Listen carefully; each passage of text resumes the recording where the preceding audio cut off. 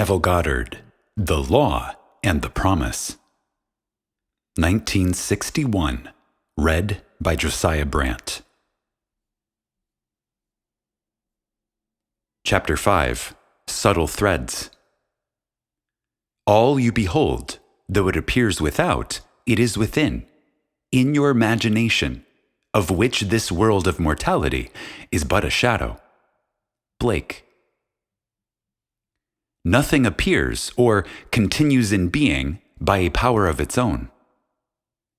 Events happen because comparatively stable imaginal activities created them, and they continue in being by virtue of the support they receive from such imaginal activities.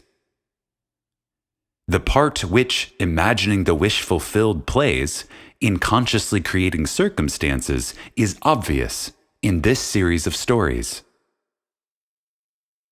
You will see how the telling of one story of the successful use of imagination can serve as a spur and a challenge to others to try it and see.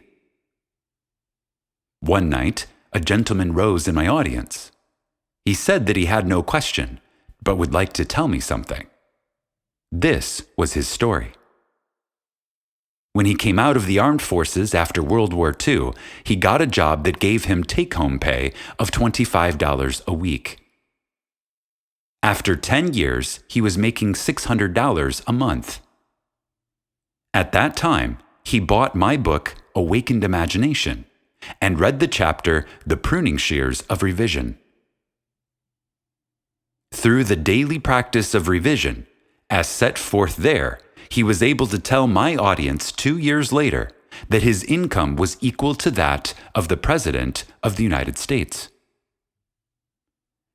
In my audience sat a man who, by his confession, was broke.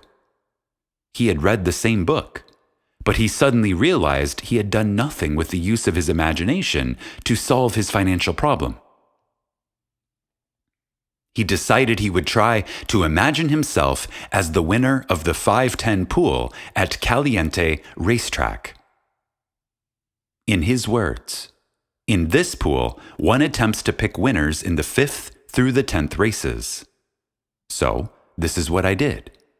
In my imagination, I stood, sorting my tickets and feeling as I did so that I had each of the 6 winners.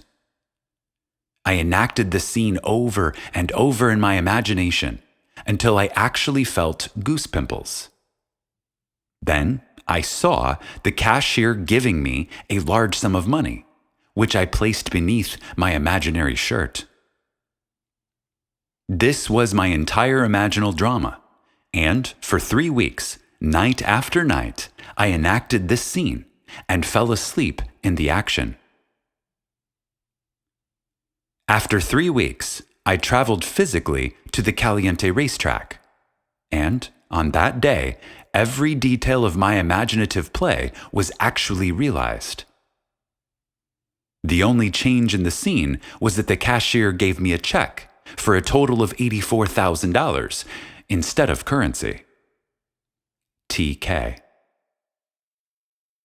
After my lecture the night this story was told, a man in the audience asked me if I thought it possible for him to duplicate TK's experience.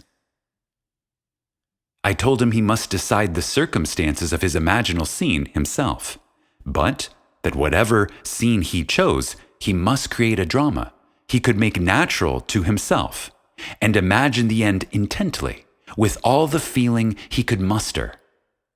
He must not labor for the means to the end, but live imaginatively in the feeling of the wish fulfilled. 1 month later, he showed me a check for $16,000, which he had won in another 510 pool at the same Caliente Racetrack the previous day. This man had a sequel to his most interesting duplication of TK's good fortune. His first win took care of his immediate financial difficulties, although he wanted more money for future family security. Also, and more important to him, he wanted to prove that this had not been an accident.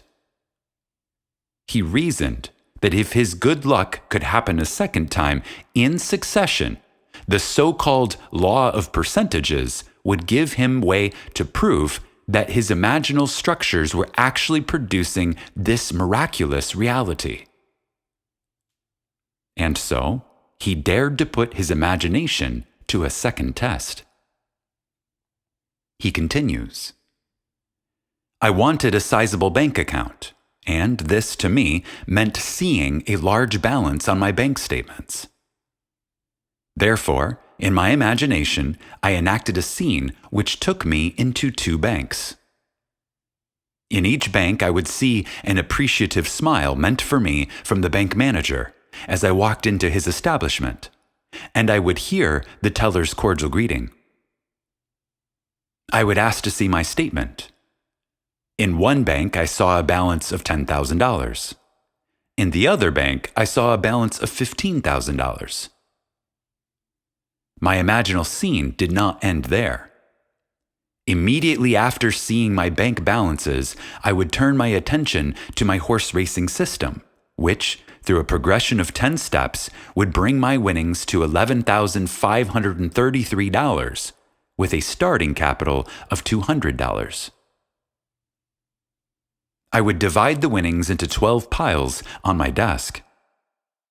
Counting the money in my imaginary hands, I would put $1,000 in each of 11 piles, and the remaining $533 in the last pile. My imaginative accounting would amount to $36,533, including my bank balances. I enacted this entire imaginative scene each morning, afternoon, and night for less than 1 month. And on March 2nd, I went to the Caliente racetrack again. I made out my tickets, but strangely enough, and not knowing why I did so, I duplicated 6 more tickets exactly like the 6 already made out. But in the 10th selection, I made a mistake and copied 2 tickets twice. As the winners came in, I held 2 of them, each paying $16,423.50. I also had 6 consolation tickets, each paying $656.80. The combined total amounted to $36,788. My imaginary accounting 1 month before had totaled $36,533. 2 points of interest, most profound to me, were that by seeming accident, I had marked 2 winning tickets identically, and also that at the end of the 9th race, which was one of the major winners, the trainer attempted to scratch the horse, but the stewards denied the trainer's request. AJF. How subtle were the threads that led to his goal? Results must testify to our imagining, or we really are not imagining the end at all. AJF faithfully imagined the end, and all things conspired to aid his harvesting. His mistake in copying a winning ticket twice and the steward's refusal to allow the trainer's request were events created by the imaginal drama to move the plan of things forward to its goal. Chance, wrote Belfort Bax, may be defined as that element in the reality change, that is, in the flowing synthesis of events, which is irreducible to law, or the causal category.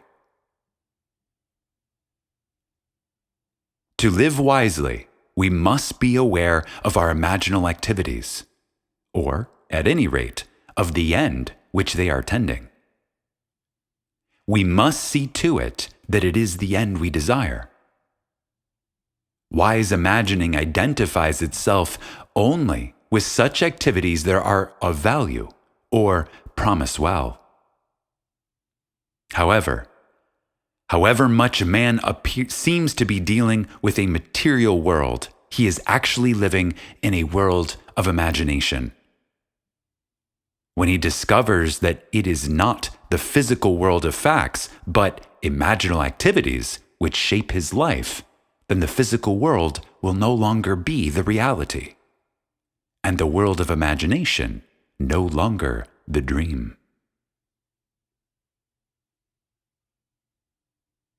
Does the road wind uphill all the way? Yes, to the very end. Will the day's journey take the whole long day? From morn to night, my friend. Christina Georgina Rossetti from Uphill.